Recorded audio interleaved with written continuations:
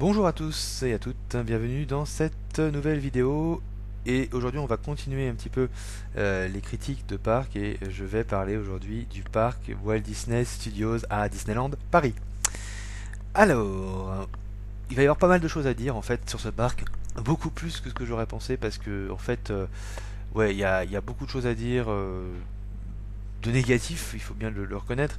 Il y aura quand même du positif, hein, il faut essayer d'être quand même pas trop horrible avec ce parc et essayer de prendre du recul par rapport à la situation. Mais c'est vrai que il va pas forcément y avoir que des réjouissances dans cette critique.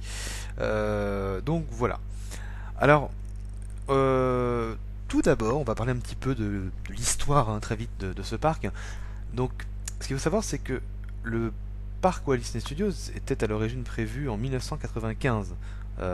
Donc il devait s'appeler le MGM Studios Europe, et c'est vrai que avec les problèmes financiers d'Euro Disney, eh bien ce parc a été complètement repoussé. Donc c'est un parc qui devait s'inspirer de celui de Floride, hein, les MGM Studios Florida, qui a ensuite changé de nom pour devenir les Disney's Hollywood Studios. Et on aurait dû avoir de véritables studios, de véritables lieux de tournage à l'image du parc floridien. Parc floridien qui d'ailleurs avait été créé un petit peu dans la précipitation, hein, suite à l'ouverture de Universal Studios à Orlando, hein, à quelques kilomètres de Disney World. Et c'est vrai que du coup, la concurrence a fait que Disney a aussi construit un parc, ceci dit un parc de type studio fonctionnel, mais c'était aussi évidemment pour concurrencer le parc à côté, donc qui venait d'ouvrir, euh, Universal Studios Orlando. Alors, euh, évidemment, les projets ayant changé, les ambitions ont changé aussi suite aux problèmes financiers, et c'est en 2002 qu'a ouvert le second parc, enfin second parc si j'ose dire, de Disneyland Paris. Euh, et ça a été une catastrophe, bien évidemment, puisque les gens, les guests, les visiteurs ont découvert un parc qui n'était finalement même pas un parc, mais un demi-parc, et encore, même pas, hein, c'était un quart de parc à l'époque. On avait des attractions qui étaient pas forcément nulles, mais qui n'étaient pas non plus ce qu'on peut attendre de Disney. En tout cas, on n'avait pas les fameux Dark Ride, style Pirates des Caraïbes ou Phantom Manor qu'on avait de l'autre côté. Donc clairement, il manquait des attractions comme ça, il manquait des attractions à ambiance. Le côté making of du cinéma, les coulisses, ne marchait déjà plus extrêmement bien. Alors, ça marchait encore en 2002 quand le parc a ouvert, mais c'était déjà quelque chose dont on se détachait un petit peu parce que les DVD commençaient à fleurir, et notamment tout ce qui était DVD bonus. Et dans les DVD bonus, qu'est-ce qu'on a? On a les making of, etc. De films. Donc c'est déjà un thème qui marchait, on va dire, moyennement à l'époque. Donc c'était vraiment risqué de faire ça vraiment en 2002. Et puis, ce parc n'avait rien de magique, rien de féerique. C'était un parc froid, sans âme, sans ambiance, sans thématisation, sans magie, sans vraiment de grandes touches Disney. D'ailleurs, ils ont mis les tapis volants d'Aladin en urgence, qui devaient être à Adventureland à la base. Donc, ça prouvait bien le manque d'attrait, d'attraction et de magie de ce parc, hein. Donc évidemment, quand le public a découvert ce parc, les critiques ont été extrêmement négatives, extrêmement négatives. La presse ne s'est pas gênée pour le démonter, mais en même temps, c'était mérité. C'est-à-dire, on construit pas un parc sans budget, qu'on ose vendre comme deuxième parc en plus, avec des tarifs qui étaient exorbitants, parce qu'à l'époque, on avait osé quand même avoir un tarif unique pour ce parc. Enfin, ça n'avait pas de sens. Ça veut dire d'avoir un tarif élevé. Je ne me rappelle plus des prix, je ne sais pas si c'était au même prix qu'au parc, que le parc Disneyland, mais payer un certain prix pour rentrer dans ce parc, c'était déjà juste n'importe quoi. Donc voilà, en fait, ils ont voulu quoi? Ils ont voulu, parce que Disneyland Paris était rentable à partir de Space Mountain en 95, ils se sont précipités pour construire ce parc parce que selon la convention, il devait y avoir un parc avant 2005, je sais pas quoi. J'ai jamais bien compris si c'était vrai, pas vrai, enfin bref. En tout cas, soi-disant qu'ils devaient construire un parc rapidement. Voilà, et bah oui, construire rapidement sans budget dans un parc qui commençait tout juste à être rentable, enfin un resort qui commençait tout juste à être rentable, c'était un peu moyen. Donc eux, ce qu'ils ont voulu faire, ils ont voulu précipiter les choses en se disant comme ça nos hôtels seront enfin occupés, parce que Disney avait quand même des soucis pour remplir ses hôtels pleinement, hein. Et puis bah finalement ça n'a pas été le cas parce que la critique a tellement été dure de par le public et de par la presse que finalement voilà, puis Internet commençait à fleurir, donc les critiques, il n'y avait pas les réseaux sociaux, mais les critiques commençaient effectivement à aller bon train sur le net, en tout cas tout ce qui était un petit peu review, des choses comme ça commençait à arriver, pas comme on en connaît aujourd'hui, mais voilà, donc tout ça, ça a démonté la presse évidemment, tout ça, ça a démonté Disneyland Paris, les projets finalement de Disneyland Paris, à savoir devenir un resort, une destination de plusieurs jours. Et ça n'a pas fonctionné clairement, et on comprend pourquoi. Alors on va voir maintenant, on va critiquer le parc tel qu'il est aujourd'hui, hein, donc voilà, on va parler des différents univers, on va dire, qui composent le parc, et puis on va voir quel est enfin, je vais donner mon avis global, et puis on va voir quelles sont les perspectives d'avenir pour ce pauvre parc Walt Disney Studios. Alors, quand on arrive dans le parc, ça donne plutôt bonne impression. Moi, je trouve que l'entrée de ce parc, qui est donc front lot, vous savez, là, il y a enfin, l'entrée, il y a le Mickey la statue de Mickey en Fantasia, etc. La fontaine. C'est un style un petit peu hispano-mexicain qu'on retrouve un peu à Los Angeles. C'est très joli. Et cette place, avec les grilles qu'on a devant, tout ça, ça donne vraiment une bonne impression. Personnellement, moi, la première fois que j'ai vu les studios, je me suis dit, bah oui, ça va être cool, ça va être bien. Ça donne très envie. Ça donne très envie. Et ensuite, on a bien sûr le studio 1. Et le studio 1 est plutôt joli. Il y a pas mal de détails, mais je ferai une vidéo sur les détails du parc Walt Disney Studios aussi. Il y a pas mal de détails dans ce studio 1. Alors le studio 1 c'est quoi? C'est qu'on est censé finalement être dans un véritable studio de tournage. Ça fonctionne bien, l'entrée est belle. Quand on arrive dans cet Hollywood mythique, on se rend compte bien sûr que on est dans un studio de tournage parce que on a des caméras, on a des décors qui finalement ne sont pas forcément profonds. C'est voulu, mais c'est bien rendu. Voilà, c'est bien rendu. En plus, c'est abrité, ce qui est pas trop mal. Euh, ils ont fait ça bien. Et honnêtement, quand on arrive dans ce parc, alors après, quand on est habitué, on fait plus attention, mais quand on arrive, bah, on en prend plein la vue et c'est plutôt une bonne entrée finalement.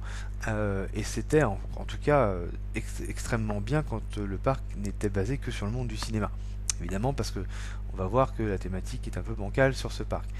Mais en tout cas, ça fonctionne plutôt bien. Et après, après c'est là que les choses sérieuses commencent et on va voir un petit peu univers par univers. On va commencer avec Production Courtyard. Alors déjà le nom. Excusez-moi, mais qu'est-ce que ça veut dire Production Courtyard? Ça veut rien dire parce qu'on est dans un espèce d'endroit. On se demande ce qu'on y fait clairement.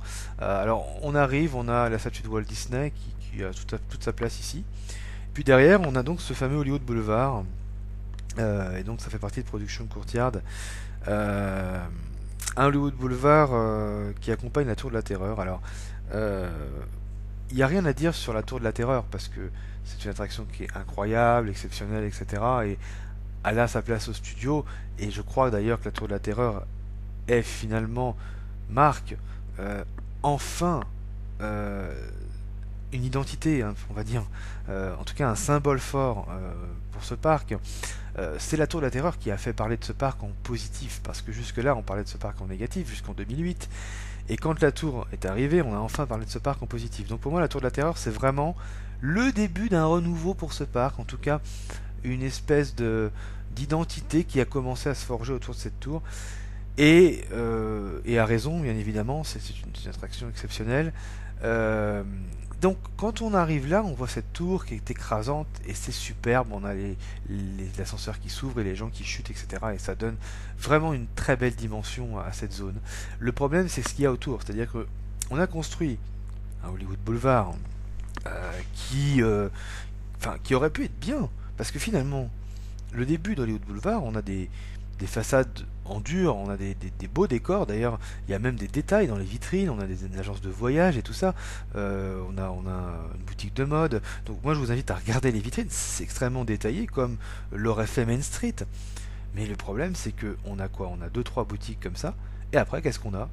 On a du carton-pâte.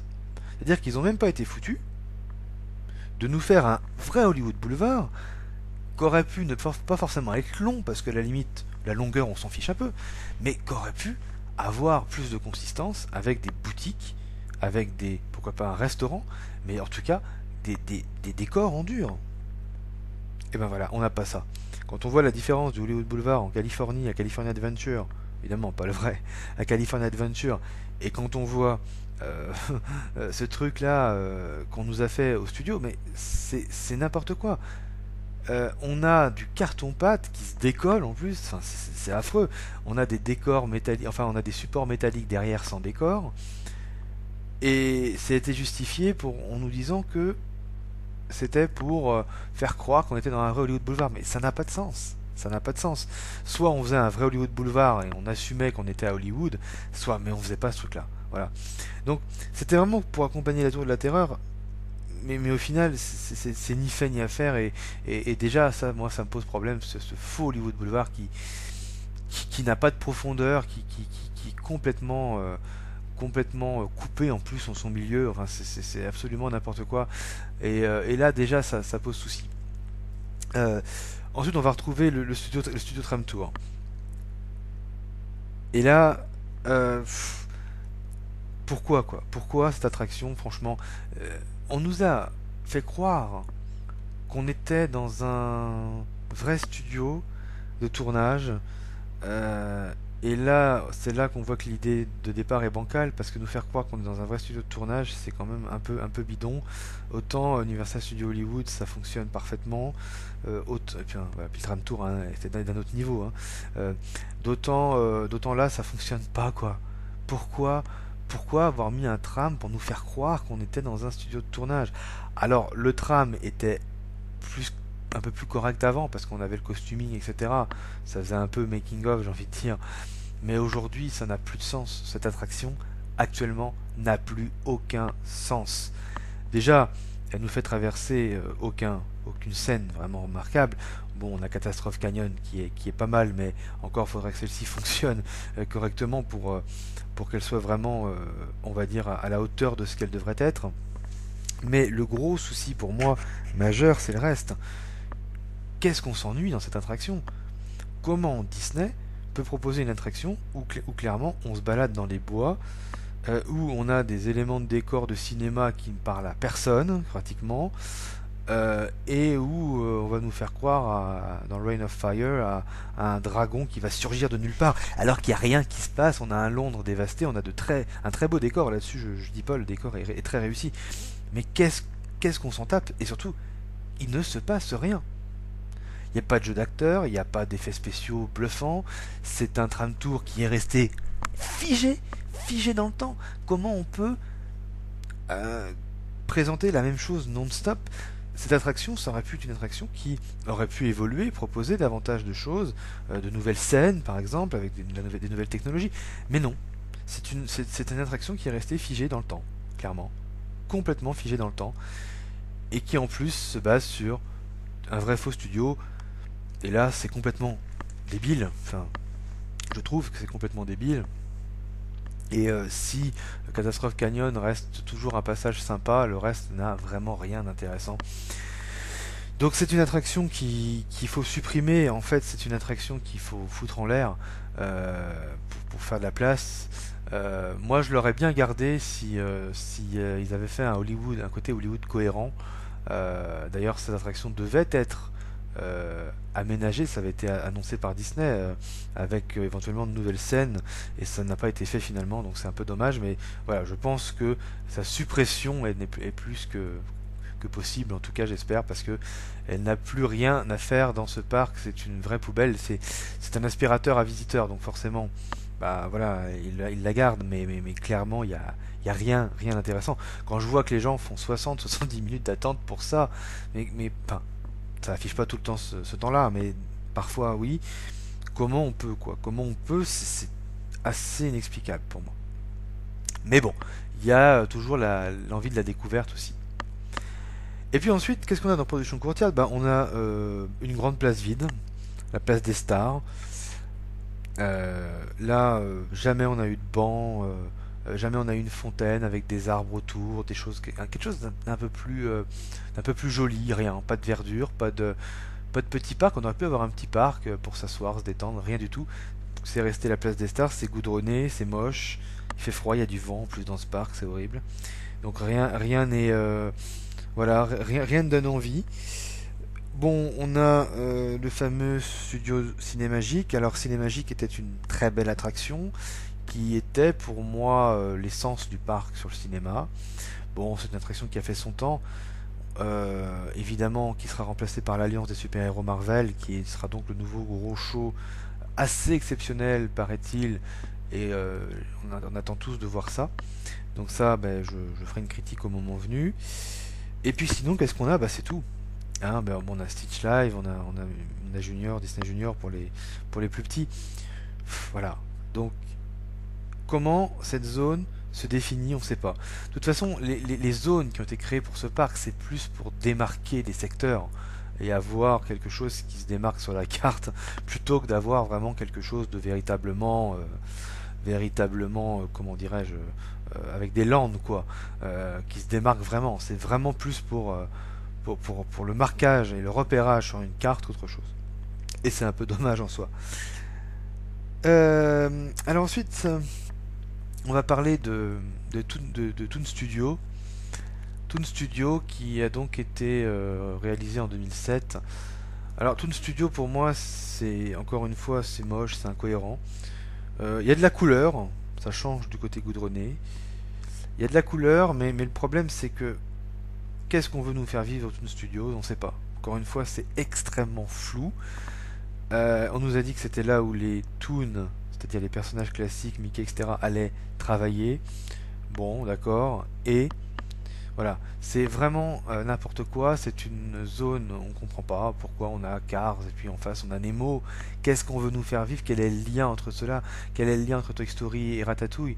À part le fait qu'on soit réduit d'un côté à la taille d'un joie, d'un côté à la taille d'un rat, bah je crois qu'il n'y a pas de lien. C'est un petit peu un méli-mélo, clairement un méli-mélo de, je sais pas, d'attractions, sans véritable thème.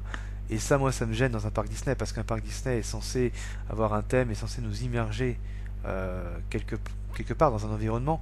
Et là, il n'y a pas d'immersion, quoi. On passe du coq à l'âne, sans fil conducteur, sans immersion, rien du tout. Donc on va trouver cependant des choses assez intéressantes à Toon Studio, et heureusement, parce que c'est ce qui fait aussi que le parc est un minimum intéressant. Donc on va trouver Mickey le Magicien, qui est un gros show Broadway qui en met plein la vue. C'est le plus beau spectacle de Disneyland Paris, incontestablement. Une excellentissime production, avec, voilà, et avec bien sûr des chansons Disney superbes, un un très bel hommage à Broadway. C'est un spectacle relativement adulte finalement, avec des tours qui sont pas forcément des plus impressionnants, mais il y a quand même de vrais tours d'illusion. Donc c'est un spectacle magnifique, magique, extraordinaire, et ça relève le niveau du studio. En tout cas, ça relève le niveau des spectacles dans les parcs aussi. Euh, alors après, on va trouver Crush Coaster, bien sûr, qui est une attraction très sympa. Mais en soi, Crush Coaster manque cruellement de thématisation intérieure. Déjà, quand on est dans le courant S australien, il n'y a pas de décor, il n'y a rien, il n'y a pas d'effets spéciaux. C'est la base, hein, c'est la base pour moi d'une attraction Disney. Et puis, l'énorme souci de Crush Coaster, bien sûr, il y a son débit, etc., qui est absolument merdique, mais au-delà de ça, excusez-moi, mais on voit le bâtiment. Alors le bâtiment est peint en bleu, je suis d'accord, mais on voit le bâtiment. Comment, dans un parc Disney, on peut voir les bâtiments comme ça? Imaginez-vous le mal qui a été donné au parc Disneyland pour camoufler Small World, pour camoufler Pirates des Caraïbes, pour camoufler Phantom Manor. Le mal qui a été donné pour camoufler ces attractions-là, alors qu'au studio, on voit carrément les bâtiments. Où est la magie? Nulle part. Où est l'immersion? Nulle part. Comment on peut avoir un bâtiment comme ça, tel quel, allez vas-y machin. Alors on le peint en bleu, comme ça fera penser à Nemo, au monde marin. Je suis désolé, là c'est tout sauf du Disney, c'est pas camouflé quoi, c'est pas camouflé. Et c'est terrible, parce que enfin c'est tout le contraire de Disney. Voilà, c'est pas Disney ça pour moi, c'est pas les capacités d'Imagineering, clairement pas. Donc là, zéro. Zéro à ce niveau-là. Ensuite, bon, on a les tapis volants d'Aladin qui n'ont rien à faire là, qui n'ont pas de lien. Cars qui n'a rien à faire là. Alors, c'est peut-être mignon, mais bon, voilà, hein, en somme, voilà, hein, on fait ça, et puis quoi? Est-ce qu'on est censé être sur un plateau de tournage? Qu'est-ce qu'on fait, quoi? Euh, Bah, on sait pas. Alors, on a après quand même deux zones qui sont, enfin, qui font partie de son studio, mais qui relèvent le niveau. Ah oui, bon, il y a aussi l'espèce de backdrop Toontown là, qui n'a rien à faire là, qui est bon à virer, ou alors il aurait fallu faire un Toontown, mais bon, pas cette espèce de truc là. Donc après, on arrive à Toy Story Playland, qui, ma foi, thématiquement est très bon. Je trouve que là, on a un bon niveau, on est donc réduit à la taille d'un soldat vert, tout est démesuré, donc ça c'est bien fait, vraiment parfait en termes d'immersion. Mais encore une fois, le problème n'est plus dans l'immersion cette fois-ci, mais toujours dans ce que propose le parc et ses attractions de foire. C'est quand même tout sauf normal d'avoir dans un parc Disney trois attractions de foire, et c'est valable pour tous les Toy Story Land ou Playland ou je ne sais quoi.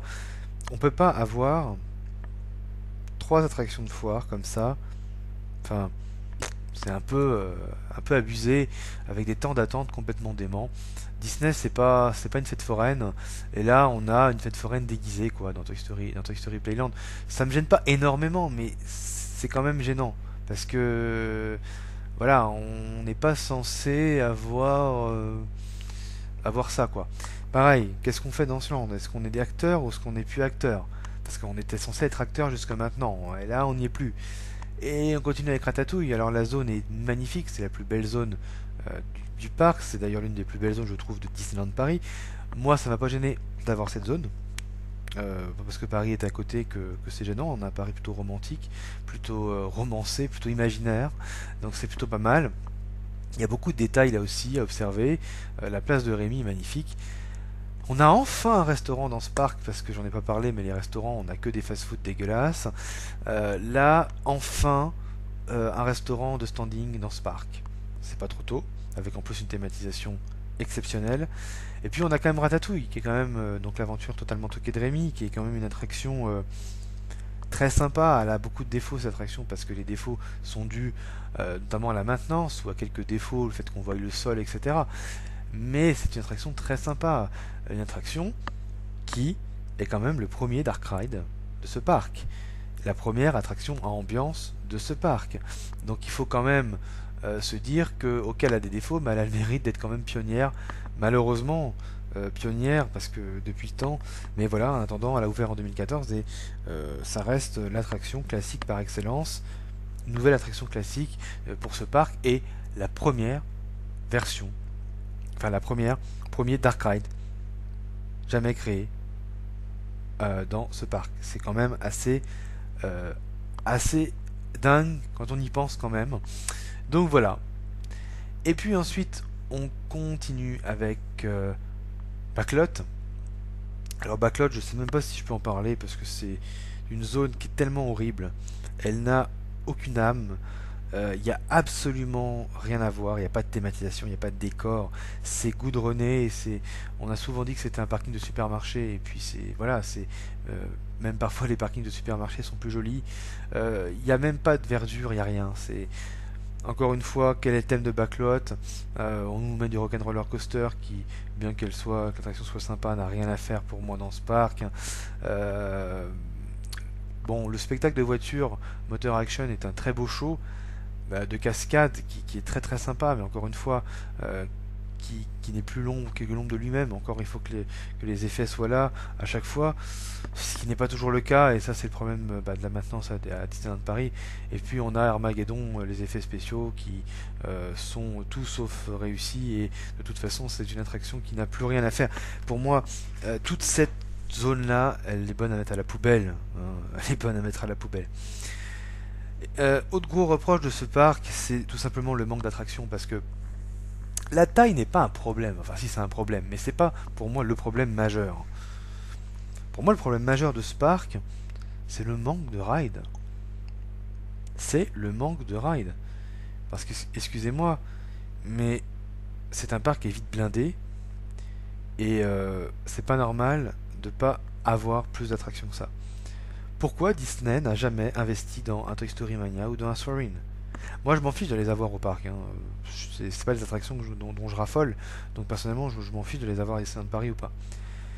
Mais c'est des attractions qui auraient été des gros succès et qui auraient permis de construire des attractions pas forcément très chères, avec une maintenance qui n'est pas, à mon avis, très compliquée, et ça aurait complété rapidement l'offre du parc. Bah non, Disney est passé complètement à côté de ça. Je veux dire, Ratatouille aurait pu être décalé, aurait pu ouvrir en 2017 par exemple, pour les 30 ans, ou pour les 25 ans, pardon. Pourquoi Disney n'a pas mis avant Toy Story Mania et Soarin', qui auraient eu parfaitement leur place dans ce parc, en tout cas, qui auraient complété l'offre de manière relativement intéressante, notamment en termes de budget et de satisfaction visiteur. Bah ouais, on sait pas. On sait pas, et des attractions qui sont pourtant quasiment partout. Euh, et voilà, Disney ne les a toujours pas exploités à Paris. Euh, c'est vraiment dommage. C'est vraiment dommage parce qu'elles avaient tout le potentiel de réussir de toute façon dans ce parc. Et en plus de ça, bah maintenant, bah, les parcs européens ont fait plein de petits Soarin' à travers l'Europe. Europa Park a son Soarin'-like. Pareil pour Futuroscope, donc bon, l'intérêt est de moins en moins vif. Mais voilà, voilà. Donc pour moi, il manque des rides. Il manque bien sûr des dark rides, quoi. On devra avoir 2-3 dark rides supplémentaires, mais quand je dis des dark rides, c'est des grosses attractions de style Pirates des Caraïbes, évidemment. Euh, Ça, c'est indéniable. Les attractions à sensations sont nombreuses dans ce parc, et je veux bien qu'on ait fait un parc un peu plus fait pour ceux qui aiment les sensations, mais je crois que ça suffit et qu'il est temps de passer à des attractions familiales, hein, clairement.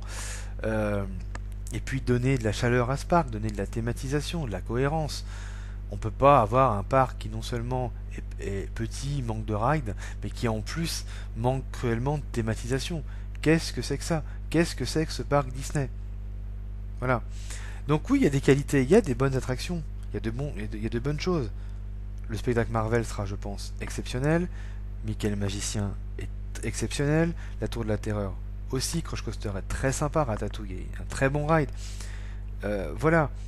Mais franchement, au-delà de ça, on n'a rien. Et ça fait quand même vraiment minus quand on voit aujourd'hui les tarifs pratiqués, parce que les tarifs pratiqués pour ce parc sont totalement déments. Alors, le parc progresse aussi en termes de saisons, on a de plus en plus de saisons, donc là c'est intéressant, mais est-ce que les saisons ne sont pas là pour combler un manque finalement? Et oui, parce qu'on peut toujours se poser la question, est-ce que finalement on ne fait pas des saisons parce qu'il manque quelque chose, parce qu'il manque des attractions intéressantes par exemple? Voilà. Donc voilà un peu pour ce parc. Donc oui, il y a du positif, il y a quelques zones qui sont sympas, mais très peu évidemment, beaucoup trop peu. C'est un parc qu'il faudrait revoir, et d'abord il faudrait revoir son concept, parce qu'on ne sait pas si on est acteur, si on n'est plus acteur, on ne sait pas si on est toujours dans le côté making of du parc ou pas. C'est un parc qui devrait changer de nom, c'est un parc qui devrait voilà, avoir une thématisation cohérente, très immersive à l'image du parc Disneyland. Parce que c'est quand même aujourd'hui le pire parc Disney au monde. Aujourd'hui, c'est le pire parc Disney au monde. Incontestablement le pire parc Disney au monde. On peut avoir d'autres parcs avec des défauts, mais pas autant que les studios, quoi. Pas autant, pas de manière. Là, rien ne va pratiquement, et c'est vrai que c'est assez problématique. Alors, quelle est, pour moi, à mon avis, les perspectives d'avenir? C'est un peu long pour avoir quelque chose quand même. C'est un peu long pour avoir des informations. C'est un peu long pour parce que franchement, moi, Backlot, c'est tellement urgent, Backlot, que moi j'aurais investi tout de suite dans Backlot, quoi. Tout de suite après Ratatouille ou même avant, j'aurais investi dans Backlot parce que pour moi, Backlot c'était vraiment le problème. C'est le problème majeur de ce parc déjà. Donc les perspectives d'avenir, je ne sais pas. En tout cas, on parle, de Marvel. Marvel qui devrait arriver à Backlot et transformer cette zone-là avec des attractions Marvel. C'est bien s'ils transforment les attractions existantes, s'ils en mettent d'autres, mais encore faut-il qu'ils mettent une thématisation digne de ce qu'on peut trouver. Marvel a tout à fait sa place dans ce parc, pour moi, sans problème. Mais encore, il faut que ce soit des décors impressionnants, qu'on ait l'impression d'être dans l'action des films Marvel, hein. Bon, ensuite, voilà, il faut d'autres attractions de toute façon à travers le parc. Il faut revoir la place des stars, elle est affreuse. Il faut agrandir le Hollywood Boulevard, faire quelque chose de joli, d'accueillant, mettre des attractions. Je ne sais pas moi. Je ne sais pas quelle attraction ils peuvent mettre. Franchement, j'en sais rien. Mais il y a quand même des attractions de d'autres parcs qui auraient leur place ici. Est-ce qu'ils vont finalement mettre du Avatar? Est-ce qu'ils vont mettre du Star Wars? Est-ce qu'ils vont mettre le ride Mickey qui est prévu en Floride, par exemple? Ça pourrait avoir sa place à Toon Studios. Est-ce qu'ils vont agrandir Toon Studios? Est-ce qu'ils vont revoir le concept du parc de manière générale? Voilà les questions qu'on peut se poser. On a très peu d'infos sur l'avenir de ce parc, vraiment, et c'est un peu inquiétant parce que c'est un parc qui a besoin de manière urgente de placemaking, de nouvelles attractions et de revoir certaines choses.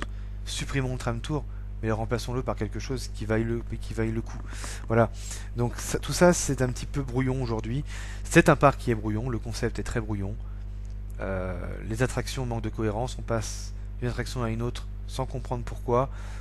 Tout est extrêmement pauvre en termes de thématisation, à part quelques zones, et voilà, le problème il est là. Il y a plein de problèmes dans ce parc qui méritent d'être résolus rapidement pour espérer avoir quelque chose de bien plus intéressant. En tout cas, c'est ce qu'on peut espérer dans l'avenir pour ce parc. Donc voilà pour la critique du parc Walt Disney Studios. Si vous aimez mes vidéos, ma chaîne, n'hésitez pas à vous abonner. C'est très important, hein, évidemment, de pouvoir partager tout ça ensemble.